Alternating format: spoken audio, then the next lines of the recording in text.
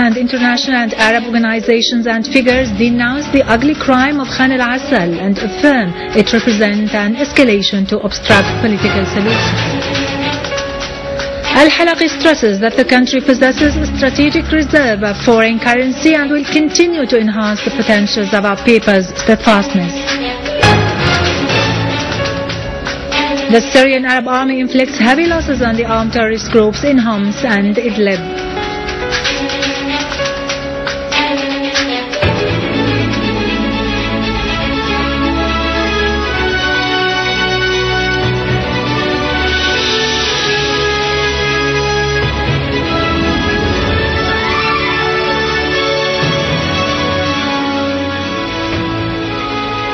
Good afternoon, ladies and gentlemen, and happy Teachers' Day. Several states and Arab and international organizations, parties and figures have denounced the terrorist crime committed by the armed terrorist groups in firing a rocket that contained chemical materials on civilians in Khan al-Assad in Aleppo suburbs yesterday that claimed the lives of a number of citizens and injured others. Iran has strongly condemned the armed terrorist group's crime in firing a rocket loaded with chemical materials on Khan al-Assad in Aleppo, branding it as a hostile step against humanity. Iran, through its foreign ministry spokesman Ramin Mehmanprest, expressed solidarity with the relatives of the victims and called on all human rights institutions and organizations to condemn this ugly crime and shoulder their responsibility in this regard. On its part, Russia reiterated condemnation of the terrorist act. The Russian ambassador in Lebanon, Alexander Zaspkin, stressed that the situation in Syria requires from all, particularly the concerned parties, to reconsider their stance and to agree on the principle of dialogue and the political process in order to find a way out of the crisis. Political parties and Arab legislative and media figures, as well as men of religion and analysts, such as the Popular Will Party, the Kurdish National Movement for Peaceful Change, the Syrian Human Rights Watch Network, and the National Figures Presidium in the occupied Palestinian lands, have warned that the use of the armed terrorist groups of a missile that carries chemical materials is a dangerous precedent that threatens with direct foreign intervention. They affirm that this ugly crime has come at a time when all Syrians are pinning hope on national dialogue and a political solution to get out of the crisis that has entered its third year. They describe the crime as clear evidence to the international support of the USA, Western countries and Zionism for this terrorist act which intended to destroy the Syrian state and people.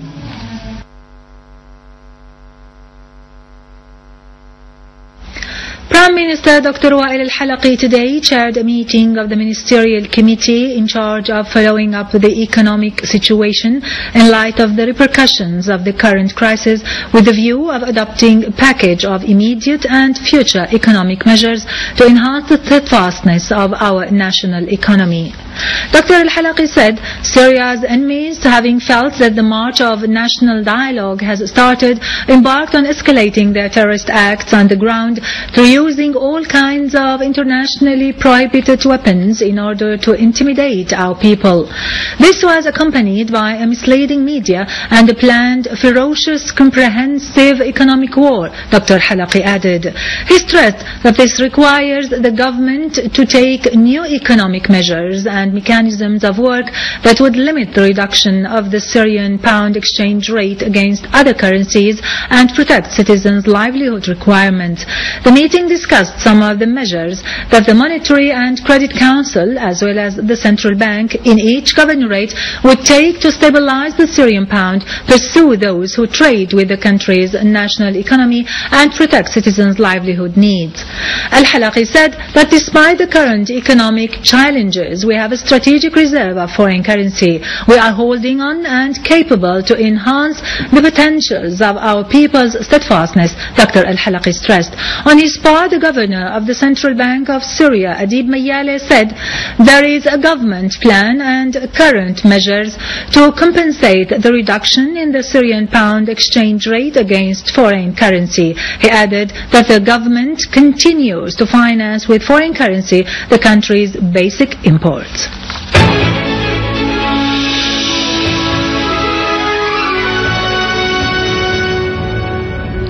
Our armed forces have continued to chase terrorists, destroying their hideouts in Homs and its suburbs. In Bab al-Turkman neighborhood in the city, the army forces demolished a number of vehicles that carry terrorists and weapons. Army engineering units also dismantled 25 explosive devices planted by terrorists at the entrances of buildings and roads in Bab Hood. The army targeted terrorist gatherings in Al-Rastan and As-Sayyad farm in eastern Al-Buwaida, Ibil, Al-Dab'a and Ayun Hussein, inflicting on them heavy losses. Another army unit intercepted a terrorist group in Jurat al-Shayyah in Homs, killing and injuring its members. In Idlib suburbs and in cooperation with inhabitants, our armed forces destroyed a vehicle carrying terrorists who had kept assaulting citizens and perpetrating acts of looting in the summer residences in Jabal al-Arba'in at Bzabur village crossing point. 200 Syrian refugees who were staying at a Zatari camp north of Jordan returned home, escaping the harsh conditions in which they were put. Colonel Zahir Hafez Abu Shahab, the general commander of Jordanian security in the camp, told the visiting parliamentary delegation that 250 Syrian refugees apply daily to leave the camp, as 2,000 others had already submitted requests to be transferred into other Jordanian cities, out of which 300 requests are approved weekly. It is to be noted that dozens of Syrians have already returned their homeland, escaping the inhuman conditions imposed upon them in the camp.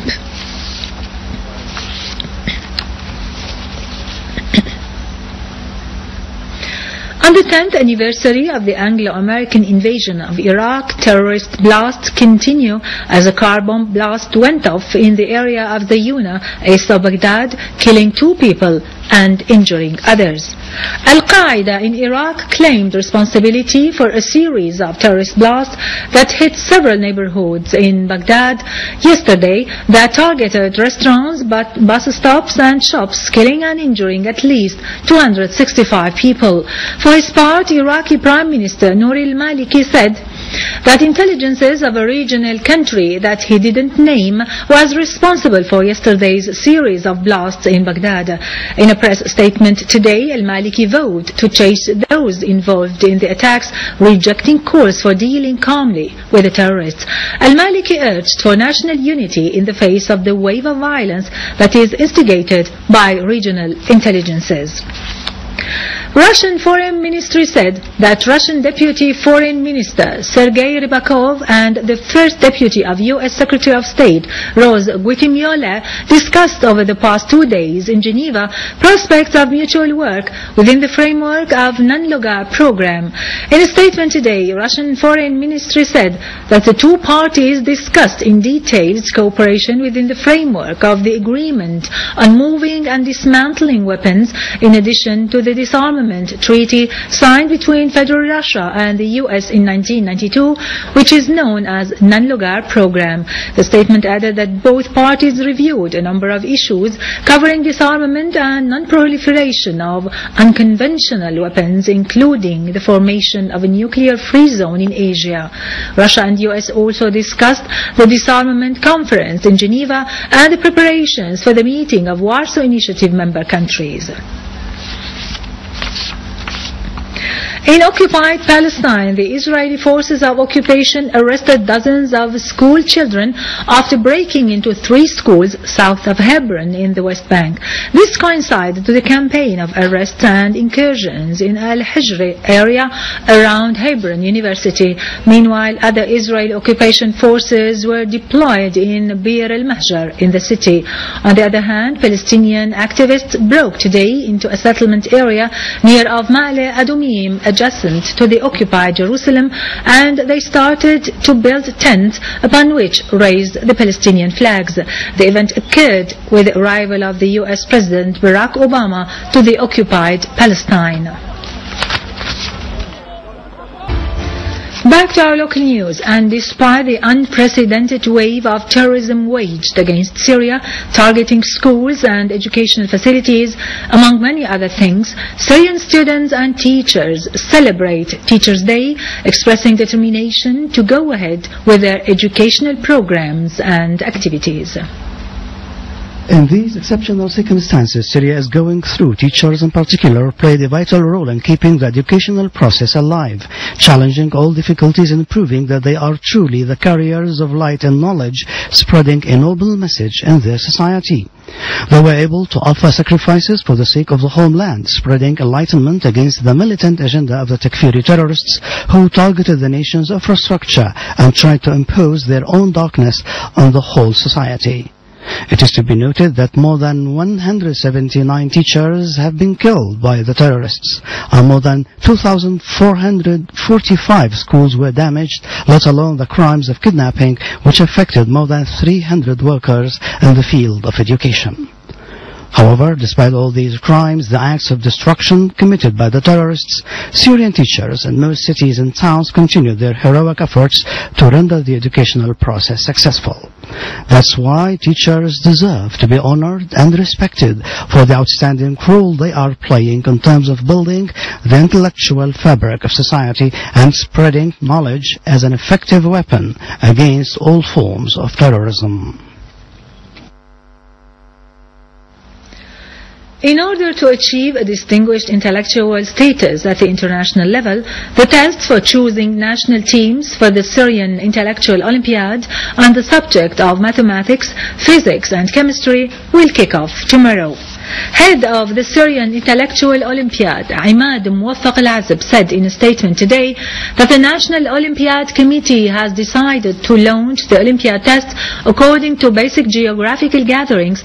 The first will be held in Damascus and will include participants from the southern region, and the second in the governorate of Tartus, and will include participants from the coastal and central regions, and the third in Aleppo, and will include participants from Aleppo and Idlib. According to test results, participants will be chosen to represent Syria in the International Olympiad, to be held in 3 different countries, including Denmark, Colombia and Russia, depending the subject selected by each country.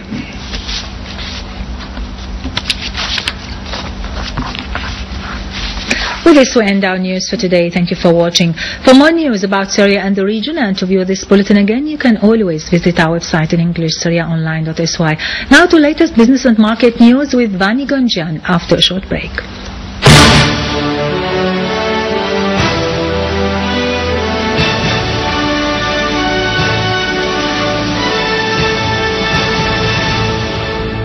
Good afternoon. The manager of the fuel company of Damascus stressed that providing fuel to the governorate is the priority of the company and the stakeholders in Damascus, adding that the material is available, but the problem is the method of providing and transporting it from the warehouses due to the current circumstances. On the other hand, he said that the quantities of gasoline distributed by the branch during the last 2 months were estimated at 37.6 million liters and about 56.5 million liters of diesel. The decision taker in the branch fuel committee in Hama Governorate, Engineer Hassan Ajib, asserted that the committee started distributing the necessary amounts of diesel fuel, which are about 10 million liters, to run the irrigation pumps of wheat and sugar beet crops.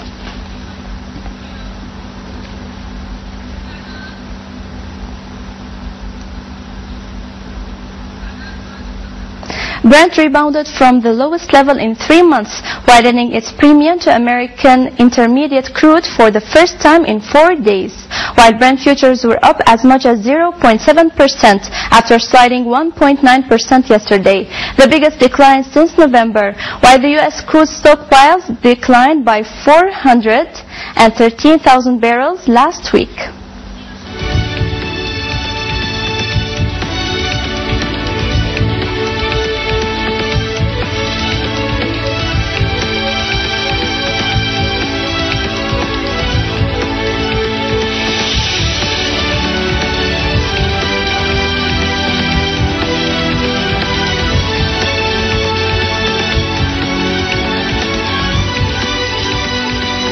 European stocks were up, snapping a 3-day loss, while Asian shares, excluding Japan, were little changed.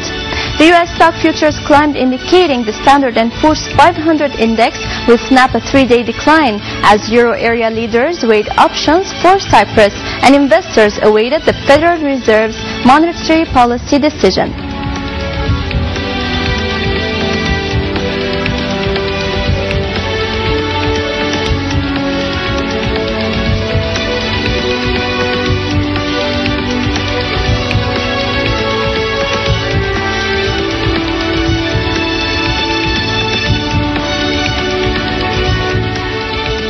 Gold traded below a 3-week high in London as investors awaited the U.S. Central Bank's latest policy statement and amid concern Europe's debt crisis may get worse.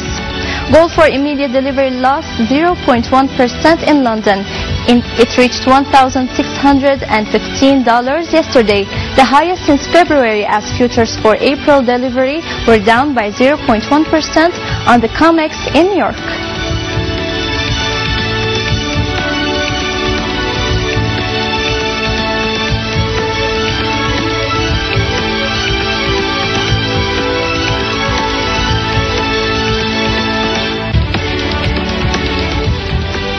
The dollar index fell while the pound rose against the dollar. The euro rose the most in 5 days as Cyprus sought alternatives to the European Union plan to help the nation avoid a banking collapse.